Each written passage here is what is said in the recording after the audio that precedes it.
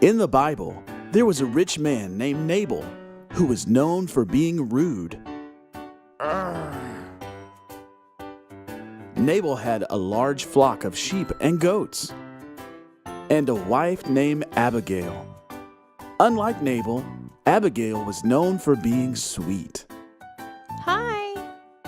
Not far from where Nabal and Abigail lived, King David and his men were camping.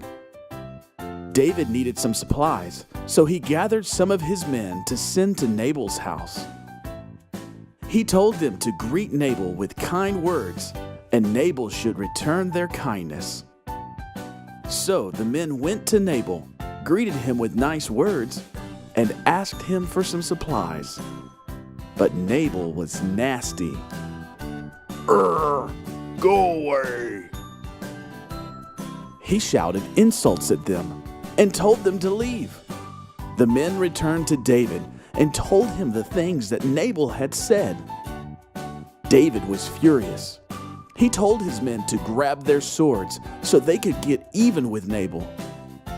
Meanwhile, back at Nabal's farm, Abigail heard how poorly Nabal treated David's men. Oh, no. She knew her husband's bad attitude could mean trouble for them, so she gathered food and supplies and loaded them up on donkeys. David and his men stormed through the desert, ready to get revenge on Nabal. Suddenly, they saw someone approaching. It was Abigail. Abigail bowed down to King David and begged him not to hurt Nabal. She asked David to stop and think before he acted out of his anger. David took a deep breath and thanked God for sending Abigail to calm him down.